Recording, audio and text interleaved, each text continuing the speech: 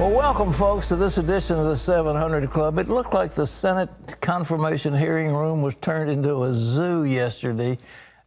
Fingers pointing at the Senate's top Democrat reportedly organizing some of that chaos. Protests, heckling, and constant interruptions. 44 interruptions during the first hour. Attempts to delay the proceedings of this very important nomination. It was quite a show, Pat. Despite the chaos, Judge Kavanaugh finally had the chance to speak for himself. CBN Capitol Hill's correspondent Abigail Robertson takes us inside the hearings. Those expecting a showdown throughout Judge Kavanaugh's nomination were not disappointed Tuesday, with a steady stream of protesters interrupting often contentious opening statements from both sides of the aisle. Mr. Chairman, I think we ought to have this loudmouth removed. The long-awaited hearing kicked off with about 90 minutes of Democrats complaining about the availability of documents from Kavanaugh's time working for the administration of George W. Bush. What are we trying to hide? Why are we rushing? Democrats called for a delay until thousands of those pages are available for them to fully review. The fact that we cannot take a few days or weeks to have a complete review of Judge Kavanaugh's record is unfair to the American people. Republican Senator Ben Sasse told CBN News there is a record amount of information already available on Judge Kavanaugh. Judge Kavanaugh, more papers submitted to our Judiciary Committee than the last 5 judicial nominees to the Supreme Court combined. Dozens were arrested, and during one outburst, Senator John Cornyn called for members to take a deep breath and treat the process with respect. I am disappointed that despite his exemplary qualifications and outstanding record, so many of our colleagues across the aisle have announced their opposition even before he was nominated. Case in point, Democrat Kamala Harris, who came down hard on Kavanaugh, saying she's deeply concerned that he's too guided by partisanship. This nominee has devoted his entire career to a conservative Republican agenda. Judge Kavanaugh finally got his chance late in the afternoon, making his case as a neutral, impartial judge. I do not decide cases based on personal or policy preferences. I am not a pro-plaintiff or pro-defendant judge. I'm not a pro-prosecution or pro-defense judge. I am a pro-law judge. And in a positive development for the razor-thin majority, Arizona Governor Doug Ducey announced former Senator Jon Kyl will fill the late Senator John McCain's seat. They plan to swear him in Wednesday. Judge Kavanaugh will be in the hot seat the rest of the week, fielding questions from both sides on topics like abortion, executive privilege, and gun control. Republicans remain hopeful they'll have him confirmed before the Supreme Court convenes October 1st. Reporting from Capitol Hill, Abigail Robertson, CBN News. You know, it's really disgraceful, but that's the way the game's being played. The Wall Street Journal was suggesting maybe that if the Democrats walked out of the committee wouldn't have the appropriate quorum. I don't know if that's the case, and I don't know if that would shut them down. But it's a pre-planned thing. The idea that they have to get the secret documents that were made when Kavanaugh was short-time counsel for President George Bush is just absurd. I mean, he has written hundreds of very important decisions. They're all on public record. The Democrats have all the information they need, and this is just it's an outrage. Well, CBN chief political analyst David Brody's joining us now.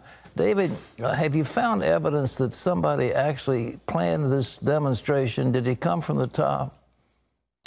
Well, here's the evidence. Dick Durbin actually saying it when asked in the Judiciary Committee hearing. He actually said, yeah, we had a phone call. Chuck Schumer on the phone call, along with Dick Durbin, the 2 top Democrats in the Senate, and a lot of these advocacy groups on the left. So this was coordinated. It was funny, Pat, when I was watching this hearing, which, by the way, kind of felt like a Jerry Springer show run amok without the flying chairs. There were no flying chairs. But beyond that, it felt like a Jerry Springer show.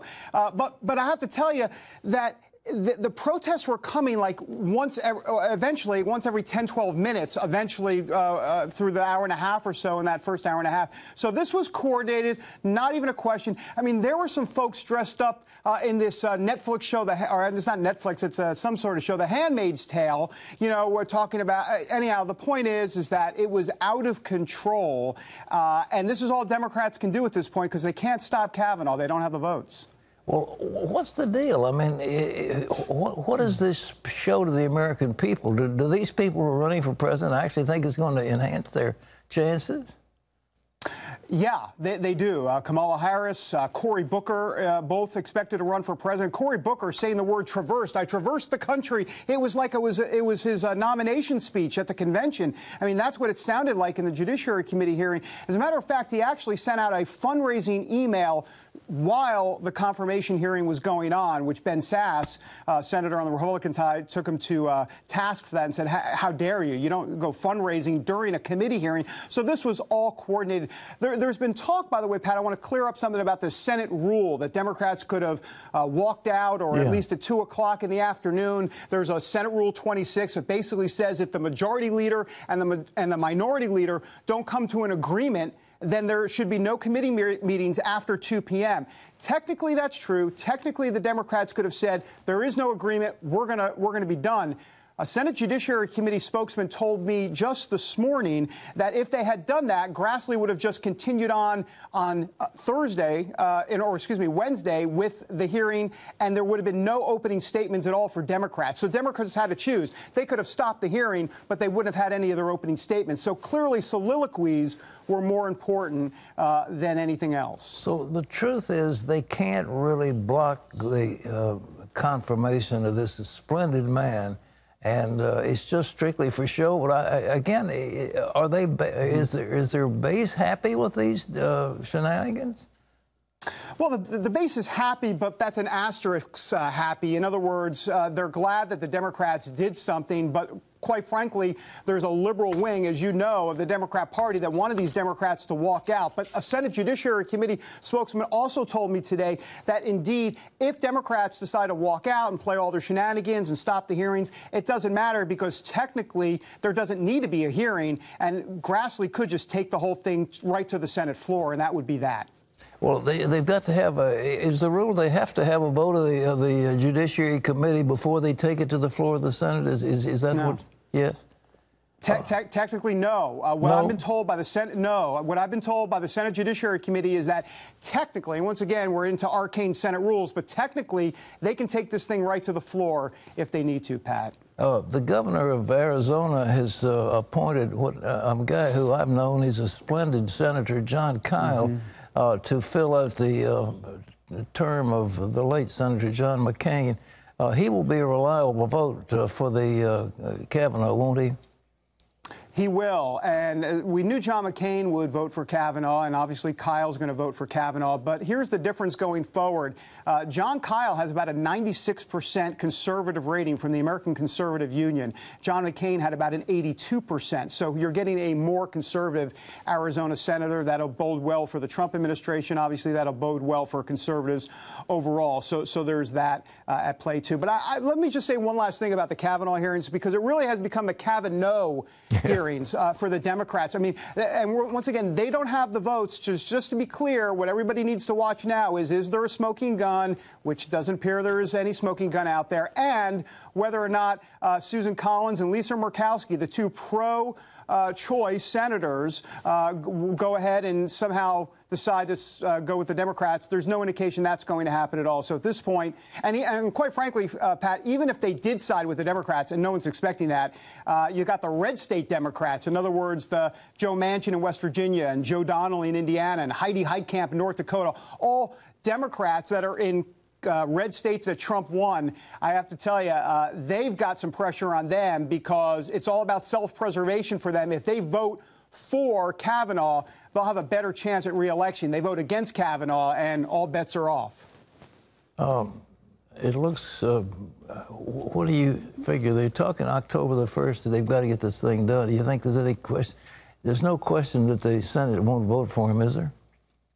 No, this is going to go on as scheduled. Once again, Senate Judiciary Committee sources telling me that Grassley is going to keep it moving Wednesday, Thursday, Friday, even if it has to go into the weekend, but they're going to get this thing done. And look, it's funny, the Democrats want all these documents. They already have 500,000 documents, but they want, I don't know, 100,000 more. And it's really interesting because they already pretty much are saying they're going to vote no on Kavanaugh. So why do they want 100,000 more documents? To really vote no? I mean, it just doesn't make any sense to me, Pat. David, thank you very much for that insight. And it's interesting. Wendy. Boy, it was tough to watch yesterday, though. Oh, it was horrible. The animosity horrible. And the visceral. You know, the Supreme Court is supposed to be an august body, and with learned jurists, it's supposed to be an impartial forum. And now they have politicized it it's just disgusting. And Kavanaugh says, I'm not political. I'm not conservative or liberal. I'm going to interpret the Constitution as it's written, which is what we're looking for. All right.